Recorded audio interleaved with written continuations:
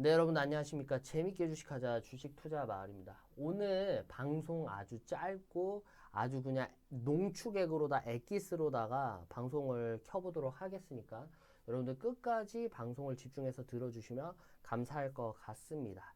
일단은 미국 증시부터 조금 살펴보셔야 되는 게 어제 미국 증시는 처음으로다가 지금 현재 몇 거래 만에 하락폭을 좀 멈춘 상태예요. 하지만 좀 뭐 이게 안정적이다라고 볼 수는 없겠지만 일단은 멈춘 것 자체가 의미를 둬야 됩니다.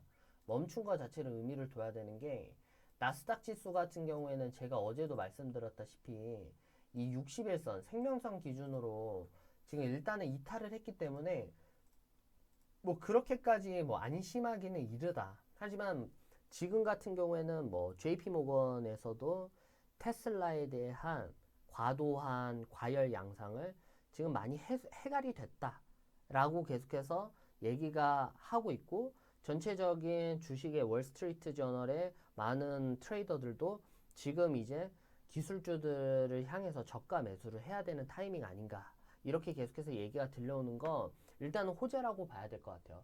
그래서 이러한 기술주들에 대한 수급이 당분간 들어오게 되면은 하락은 좀 주춤할 거다.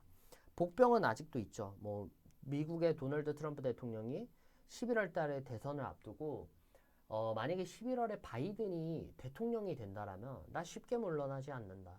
나 끝까지 간다. 약간 이러한 치졸한 모습을 보여주면서 투자에 대한 심리를 위축시키고 있고 뭐 여러 가지 사유가 있겠지만 일단은 미중 무역에 대한 마찰도 일단은 아직은 잠잠하고 추가적인 이러한 기술주들에 대한 과열 양상은 어느 정도까지는 좀 해결된 걸로 보고 있어서 이제는 당분간은 좀 수급이 들어와서 좀 받쳐주지 않을까라고 생각을 하는데 제가 볼 때는 오늘 새벽에 일단은 60일선까지는 회복하자라는 게 제 목표로 보고 있습니다. 그리고 어제 같은 경우에는 노바맥스라는 의약품 회사가 이제 백신을 우한 폐렴에 대한 백신을 3차 임상까지는 지금 진행을 시킨 분위기입니다. 그래서 노바맥스는 영국에서 1만 명을 대상으로 우한 폐렴에 대한 백신을 3차 임상 실험을 시작을 했다라고 얘기를 하고 이 결과는 4에서 6주 후, 즉 11월 말에서 12월에 발표를 한다라고 하니까 이제 이러한 백신에 대한 기대감, 치료제에 대한 기대감, 그리고 어제 같은 경우에 문우신 이제 장관이 펠로시 의원을 만나서 추가 부양책을 빠르게 어떻게끔 패스트 트랙으로 좀 진행을 시켜보도록 하겠다.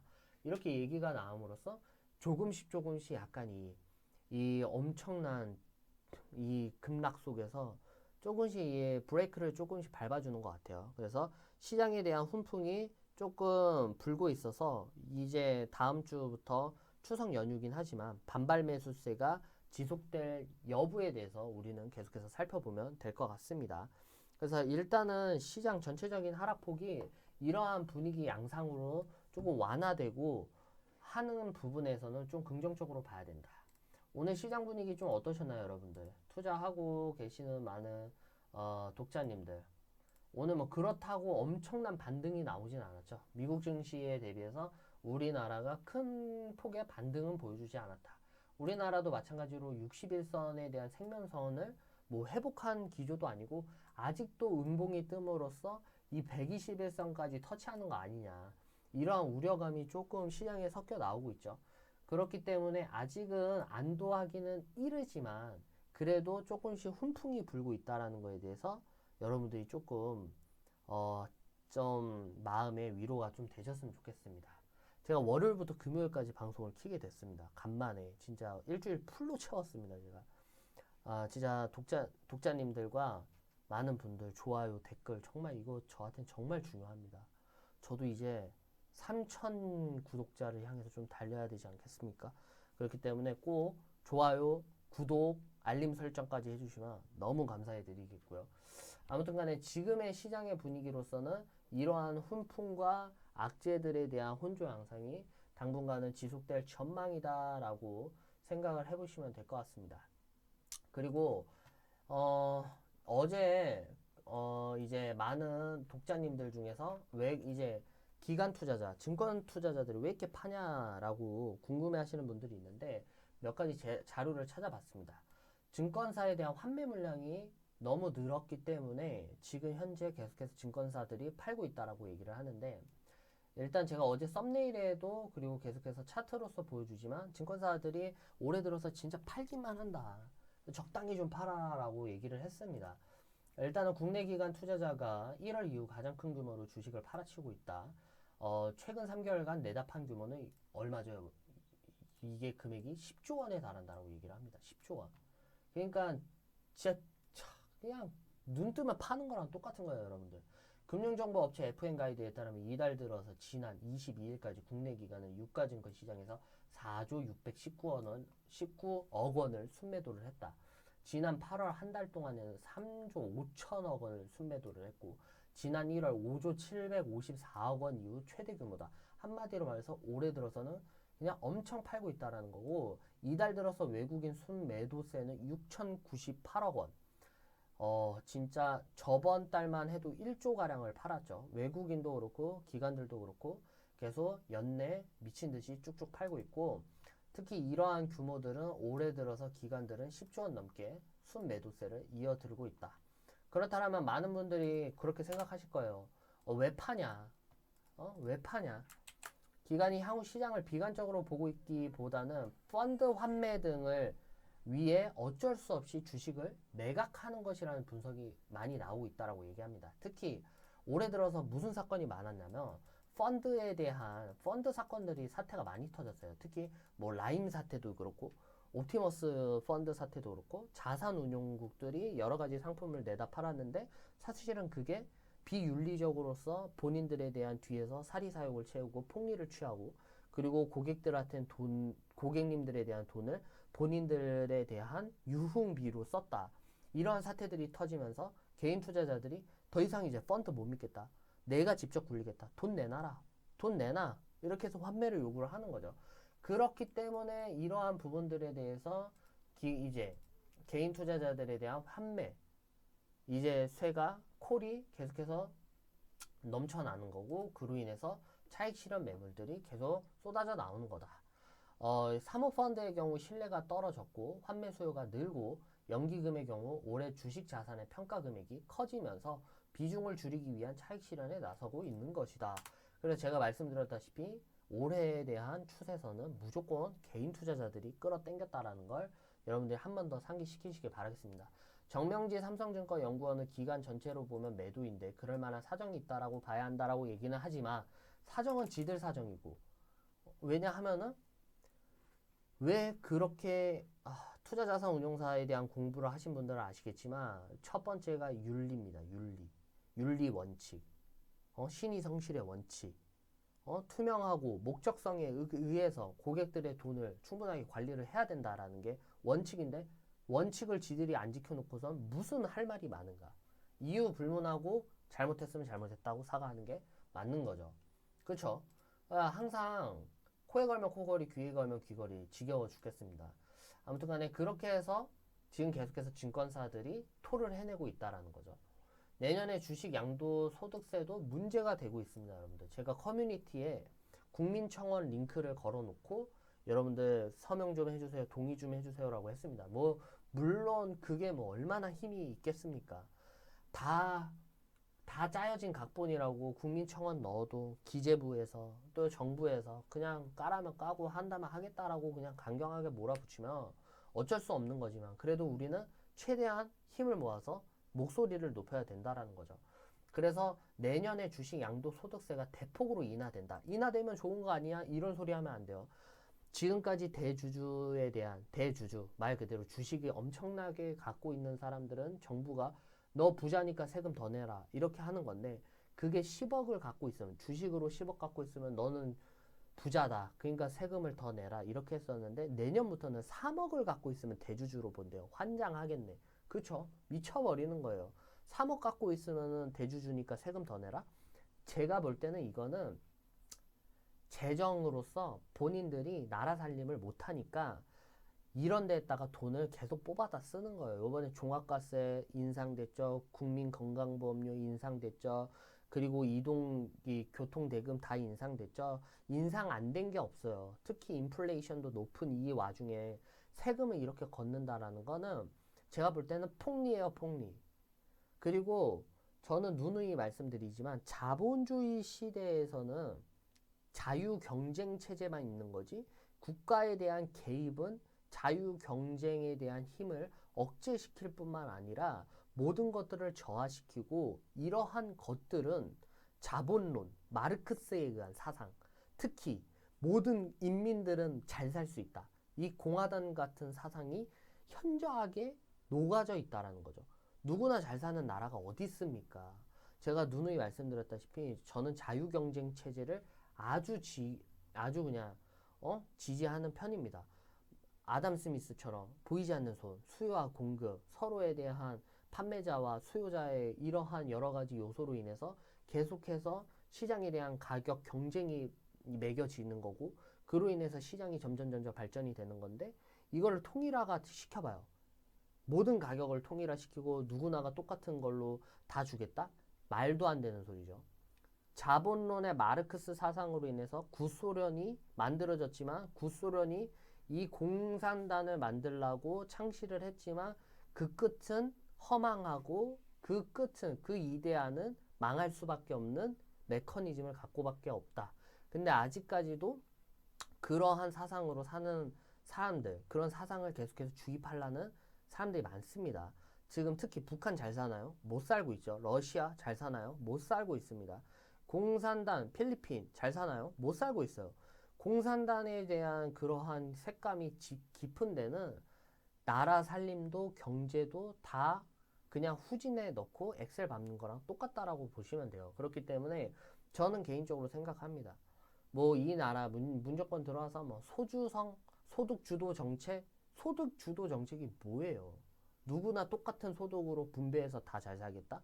말 같지도 않는 소리죠. 소주성이 나올 때 하버드의 많은 박사님들은 그렇게 말씀을 하셨습니다. 경제학 박사들은 소주성이라는 그 정책 자체가 애초부터 실현이 불가능한 거다. 소주성을 실시하고 나서 대한민국에 대한 경제 성장률은 벌써부터 마이너스가 되고 있었고 거기다가 코비드 19이 겹치는 바람에 대폭적으로 하락한 거다. 애초부터 시작은 나라가 살림을 제대로 못한 건데 다시금 본론으로 들어와서 왜 나라 살림 못하는 건 왜 우리 국민 혈세로 이렇게 내야 되고 계속해서 좀 잘 좀 살아보고 우리 개인 투자자들이 뭐 큰 거 바랍니까? 이번 달에 생활비, 이번 달에 투자 금액으로 좀 나도 좀 내 집 좀 마련해 보고 부동산 정책은 진짜 이런 말씀을 해서 죄송해요. 족도 못 잡으면서 왜 우리 개인 투자자들만 이렇게 계속해서 쥐고 흔드냐? 뭐 진짜 부동산 막 10억 날라가고 20억 올라갈 때 뭐 했냐고요? 아무것도 안 해놓고서는 이제 우리도 투자해서 영끌하고 비투 해가지고 이제 투자 좀 하려고 하는데 왜 국가는 우리 개인 투자자를 왜 나만 갖고 그러냐? 진짜 국가는 인성에 문제 있다. 라고 얘기를 할 수밖에 없다. 그래서 내년에 이런 주식 양도소득세를 3억만 갖고 있어도 너 대주주니까 돈 더 내놔라. 이렇게 할 거니까 커뮤니티에 들어와서 여러분들이 꼭 청원을 눌러주시길 바라겠습니다. 그래서 이러한 법안의 취향을 놓고 개인 투자자들의 반대 목소리가 커지고 있다. 개인들은 양도소득세 대주주 요건 강화가 연말을 앞두고 매물 폭탄을 부추길 가능성이 높다고 입을 모으고 있다. 왜냐면은 12월 말 때쯤으로 해가지고 이거를 측정을 하기 때문에 내년부터 시행이 된다라 그러면 올해 12월 31일 이전에 주식을 전부 다 청산을 해야 되겠다라는 생각이 많이 들기 때문에 폭락장이 한 번 더 올 수도 있다라고 얘기를 합니다. 그래서 오늘 방송 보시는 독자님들과 고객님들은 12월 전에 보름달에는 제가 무조건적으로 지침 줄이라고 비중 조절하라고 말씀드릴게요. 아무튼 이렇게 여러분들 보시면 될 것 같습니다. 그래서 여러 가지 부분들이 주식 매물이 물량이 나오게 될 거다라고 계속해서 말을 하고 있는데 기재부에서는 말도 안 듣고 정부는 막 그냥 돈 내놓으라고 아주 그냥 쥐어 짜는 거죠. 빨래 짜듯이 쥐어 짜는 겁니다. 추가 부양책 슬슬 입질 오나 이런 부분에서는 제가 아까도 말씀드렸다시피 제롬 파월 연방준비제도가 계속해서 이대로 가면은 좀 힘드니까 이 부양책이 시급하다라고 얘기를 하고 있는 거고 문우신 장관도 연준의 대출은 비상 프로그램이지 보조금을 제공할 위한 목적으로 한 것이 아니라면서 자금의 전용 필요성을 재차 주장했다. 계속해서 주장을 하고 있다라고 얘기를 하니까 이러한 부분에서 앞으로 추가 부양책에 대한 부분, 백신들에 대한 부분이 분명히 나오면 반등폭은 살아날 거다라고 얘기를 하고, 어제도 말씀드렸다시피 반등이 살아놓으면 그냥 가만히 있냐? 아니죠. 12월 달에 분위기 봐서 비중을 대폭적으로 낮추도록 하겠습니다. 오늘 방송은 일단은 여기까지입니다. 여기까지 하도록 하겠고요. 제가 오늘 저희가 어플리케이션, 저희 뭐 주식 투자 마을, 포털 사이트에 주식 투자 마을 치시면 되시고, VIP 토론실에다가 제가 고객님들 보시라고 공지 올려놨습니다. 오늘 추천 종목 중에 한 종목이 반등폭이 나왔고, 그리고 나머지 한 종목도 반등폭이 나왔지만, 제가 말씀드렸죠. 무조건 반등 나올 때, 추세가 반등 나올 때, 종목도 따라 반등 나와야 돼요. 만약에 추세가 반등이 나오고 있는데, 내 종목이 반등이 안 나오면, 그거 수급 이탈이에요, 여러분들. 수급 이탈일 가능성이 높죠. 그렇기 때문에, 그러한 부분들에 대해서 여러분들이 좀 꼼꼼하게 세심하게 생각을 해보시면 될 것 같고, 제가 공지 쓴 이유 중에 하나가 오늘 저희 종목 중에 한 종목이 좋은 호재가 하나가 나왔기 때문에 다음 주가 좀 기대되는 부분이 있다라고 고객님들께 말씀드렸고요. 저희 고객님들 항상 감사드립니다. 재연장해 주시고, 그리고 부족한 저 믿고 따라와 주셔서 너무 감사드리고요. 앞으로도 좋은 수익으로, 그리고 이러한 리스크가 커지는 부분에 있어서는 제가 계속해서 리스크 관리 해드리고 신경 써드리면서 철저하게 관리를 해드리도록 하겠습니다. 그래서 9월달에 슈비겐 코리아로 수익을 맛봤는데, 추석 연휴만 안 껴있으면 다음 주 정말 기대되는데, 추석 연휴가 껴있다 보니까 아마 9월달에는 지금 호재 종목들을 실현을 못하고 아마 10월 5일날 개장하니까 10월 보름까지는 수익 실현을 하지 않을까라고 생각이 듭니다. 그래서 리스크 관리하면서 철저하게 분석해서 고객님들 투자 심리와 수익에 기여할 수 있도록 노력을 하도록 하겠습니다. 아무튼 너무 감사드리고요. 그리고 오늘 한동안 바빴어요. 10월 달에 이제 계약 기간 끝나시는 분들이 재연장 많이 해주셔서 너무나도 감사드리고요. 오늘 저희 고객님 중에 그 아이디 닉네임명이 주라고 하시는 고객님이 계십니다. 그래서 고객님께서 내년에 결혼을 하신다고 하셔서 이 자리 들어서 정말 다시 한번 축하드립니다. 진짜 정말 축하드리고요. 제가 코로나 때문에 저도 그 말씀 듣는데 걱정 많이 되더라고요. 요새 코로나 때문에 결혼식도 되게 미니멀하게 그렇게 결혼식을 치르고 또 화상 채팅으로서 이렇게 많은 하객들이 온다라고 얘기하는데 그거 자체가 좀 마음이 아프더라고요. 왜냐면 많은 분들이 축복해주고 그래야 되는데 그런 부분이 좀 안 될까봐. 근데 하루빨리 이 우한폐렴이 잠잠해져서 많은 분들께 축복 받으시길 바라겠고요. 그리고 제가 선물로 1개월 서비스를 드렸어요. 그래서 조금이나마 결혼 준비하시는데 늘 기쁘고 좋은 아우라만 가져가실 수 있었으면 좋겠다라는 바람에 1개월을 선물로 드렸습니다. 아무튼 간에 저희 고객님들 저와 함께 있을 때 끝까지 제가 챙겨드리고 제가 할 수 있는 부분 내에서는 끝까지 제가 할 수 있는 도리를 다 하도록 하겠습니다.